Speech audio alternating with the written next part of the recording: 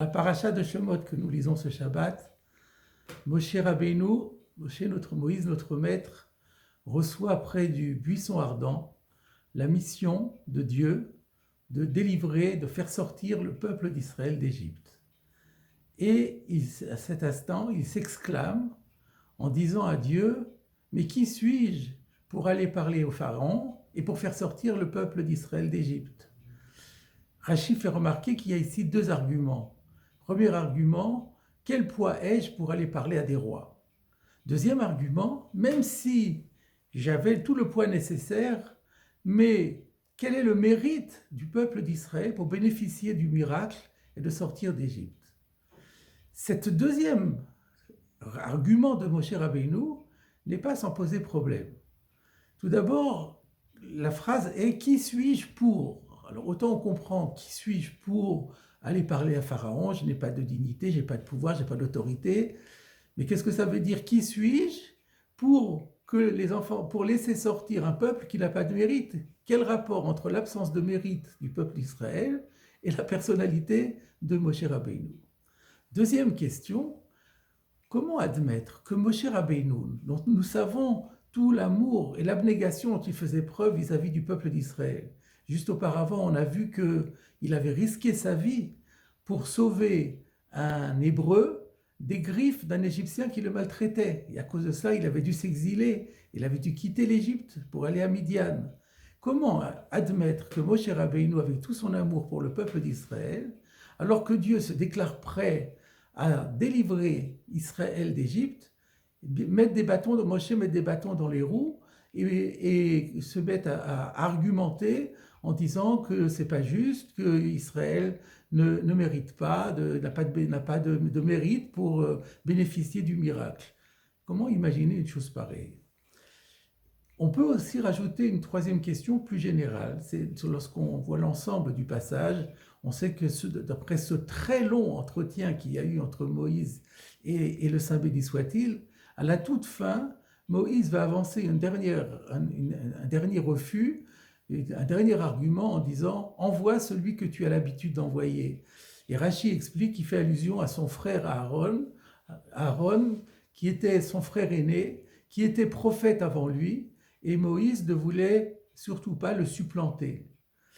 On peut se poser la question de savoir pourquoi Moïse attend le dernier moment, il attend si longtemps pour dire qu'il aurait souhaité que ce soit son frère Aaron qui prenne la place. Pourquoi, lorsqu'il a donné ces deux arguments, il n'a pas immédiatement soulevé également le troisième en disant « Écoute, si tu veux envoyer quelqu'un, c'est pas moi qu'il faut envoyer, c'est envoyer mon frère Aaron. » À ces trois questions, je voulais vous proposer aujourd'hui l'explication proposée par le Satémet, le grand maître de la dynastie de Gour, et qui, une fois encore, va résoudre toutes ces questions par une approche tout à fait originale et qui ouvre une perspective tout à fait nouvelle. Il nous rappelle qu'il y avait une grande différence de caractère entre ces deux frères qui étaient Aaron et Moshe. C'est bien connu. Moshe, c'est l'homme de la règle, c'est l'homme de loi par excellence, c'est l'homme de la Torah. Et ce n'est pas par hasard que c'est lui qui va être choisi justement pour recevoir la Torah au Sinaï et la transmettre à Israël. Aaron, qui sera plus tard un Cohen, qu'on appelle Aaron à Cohen, lui c'est au contraire l'homme du chesed, l'homme de la bonté, l'homme de la générosité, l'homme de l'indulgence. Et alors, nous dit le Sfatémet, il y avait une autre raison pour laquelle Moshe Rabbeinu souhaitait que ce ne soit pas lui, mais que ce soit Aaron qui se charge de délivrer Israël d'Égypte. Parce que l'homme de la situation, c'est quelqu'un qui est par nature indulgent, généreux, altruiste, et qui ne mettra pas d'obstacle par le fait qu'il sera prêt à agir même si Israël ne mérite pas qu'on agisse pour lui. Mais moi, Moshe, dit Moshe, qui suis cet homme de règle, qui suis-je pour faire sortir les enfants d'Israël? C'est complètement inadapté, je ne suis pas la personne qui convient, parce que quel serait, pour que je puisse intervenir, il faut que ce soit conforme à ma façon de faire. Tous mes actes dans la vie sont calculés en fonction uniquement des règles strictes de la Torah. S'il n'y a pas de mérite, je ne peux pas m'en charger. Quelle va être la réponse de Dieu? Elle est bien connue. La réponse, elle est rapportée, elle est explicitée par Rachi dans son commentaire. Dieu va répondre, mais les Béné Israël ont un mérite. Ce mérite, c'est que lorsqu'ils vont sortir d'Égypte, eh bien 3 mois plus tard, ils vont se retrouver sur cette même montagne et ils vont recevoir la Torah. En d'autres termes, c'est un mérite par anticipation. Aujourd'hui, ils n'ont pas encore ce mérite, mais comme dans 3 mois, ils l'auront, eh bien, c'est cela qui va leur permettre d'être délivrés. On pourrait dire d'une certaine manière que c'était une sorte d'avance sur salaire. Mais là, la question, en fonction de l'explication qui avait été proposée par le Saint-Émet, la question de Moshe Rabbeinu reste entière.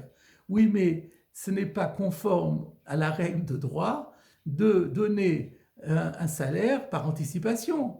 Il faut attendre que la personne soit déjà méritante pour qu'il puisse ensuite être récompensé. Là, on est en train de mettre le futur avant le passé. C'est quelque chose qui n'est pas... On met la conséquence avant la cause. C'est quelque chose qui n'est pas logique, qui n'est pas admissible sur un plan d'une règle, de la rectitude.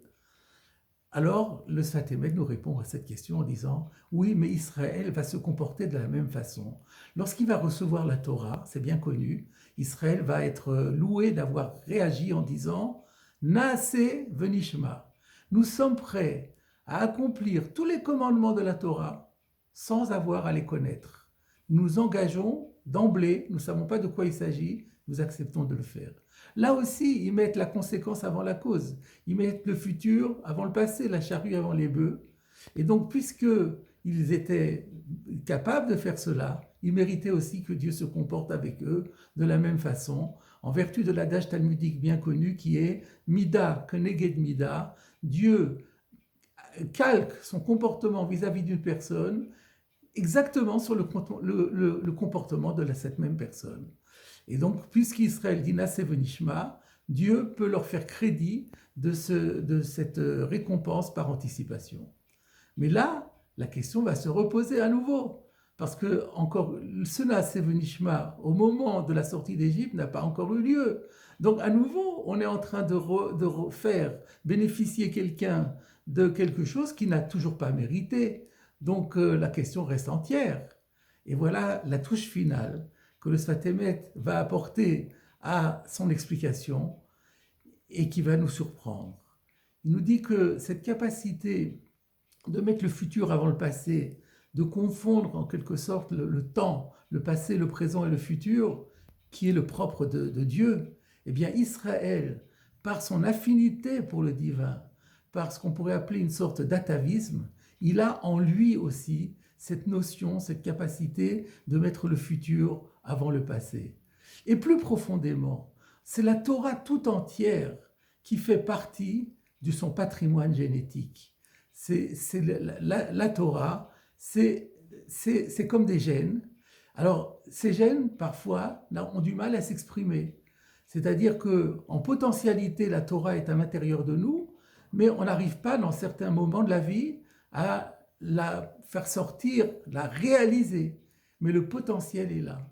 Et par conséquent, la réponse à la question était là. Israël méritait de sortir d'ores et déjà, parce que en potentiel, ils avaient déjà le mérite, ils avaient déjà la Torah, et il n'était que juste qu'ils puissent sortir pour recevoir la Torah, ce qui leur permettrait justement d'exprimer ce gène de la Torah qui était à l'intérieur d'eux-mêmes, mais qui n'étaient pas encore capables de s'exprimer. Voilà, mes chers amis, la leçon de cette paracha de Shemot, c'est que la Torah fait partie de notre patrimoine génétique. Elle est une partie intrinsèque de tout notre être. Il ne tient qu'à nous de l'extérioriser et de la matérialiser.